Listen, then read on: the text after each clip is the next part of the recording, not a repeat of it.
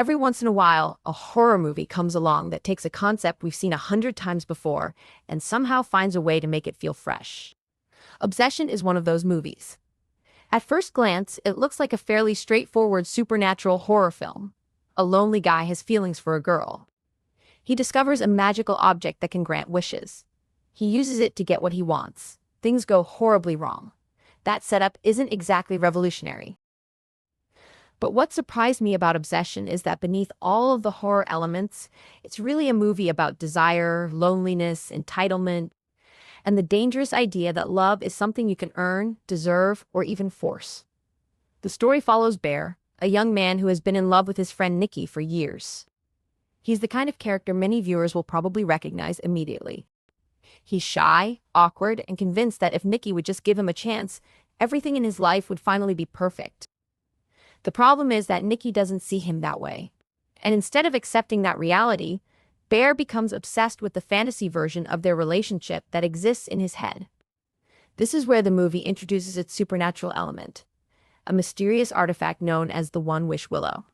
Bear is given the opportunity to make a single wish, and like anyone trapped in a fantasy they've built for years, he immediately uses it to make Nikki fall in love with him. Now, if this were a romantic comedy, this would be the beginning of a happy ending. But Obsession understands something that most romantic stories choose to ignore. Love only matters when it's real. The moment somebody is forced to love you, it stops being love entirely. And that's where the movie starts becoming genuinely disturbing. At first, Bear gets everything he thinks he wants. Nikki suddenly becomes devoted to him. She gives him attention. She prioritizes him. She wants to spend every moment with him. It's the dream he's imagined for years. But almost immediately, something feels wrong. And the movie does an excellent job making the audience uncomfortable long before anything overtly horrifying happens. Instead of relying on jump scares every few minutes, Obsession builds tension through behavior. Nikki's affection isn't natural. It's too intense, too immediate, too absolute. Every interaction feels slightly off, and that's what makes it scary. The film understands that human relationships have boundaries. We all have personal space. We all have moments where we want to be alone. We all have independent thoughts and desires. Once those things disappear, affection starts feeling less like love and more like imprisonment. One of the strongest aspects of the movie is how it slowly shifts your perspective on Bear. Early on, it's easy to sympathize with him. He's lonely. He's insecure. He's clearly been carrying these feelings for a long time. Many viewers have probably experienced unrequited feelings at some point in their lives, so it's not difficult to understand why Bear is hurting. The movie initially encourages that sympathy. But then something interesting happens. As the consequences of the wish become more severe, Bear is forced to confront the reality of what he's done. And that's when the audience starts asking a very uncomfortable question. Was Bear ever really the victim? Or was he simply upset that reality didn't match the fantasy he'd created in his head? This became one of the biggest discussion points among viewers after the movie's release, and honestly, it's one of the reasons the film has stuck with so many people.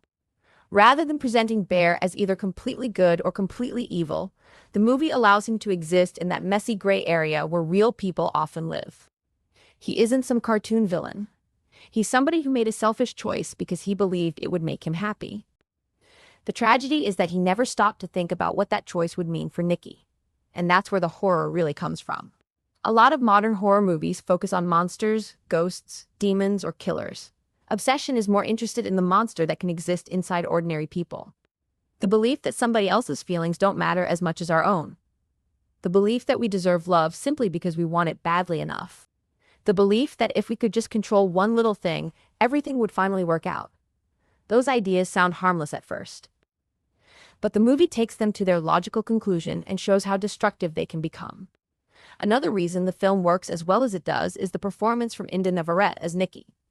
This role could have easily fallen apart in the hands of a weaker actor. The character has to move between vulnerability, affection, fear, and something much darker throughout the film. And despite the supernatural nature of the story, Nikki always feels like a real person trapped in an impossible situation. In many ways, she's the emotional center of the movie. The audience understands that something terrible has happened to her long before the full consequences become clear. And because of that, every scene involving her carries a layer of tension. You're constantly waiting for things to get worse. And trust me, they do. One thing I particularly appreciated about Obsession is that it doesn't rush. Some viewers may find the pacing slow during the first half, but I think that patience actually helps the movie. The filmmakers spend enough time establishing the characters and their relationships that the horror feels personal rather than random. When things start falling apart, you're invested. You understand what has been lost. And because of that, the later scenes hit much harder. What begins as a supernatural wish-gone-wrong story gradually transforms into something much more psychological. The movie stops being about magic and starts being about consequences. And that's where it becomes genuinely interesting. Please like and remember to subscribe. I need money, and I don't want to work.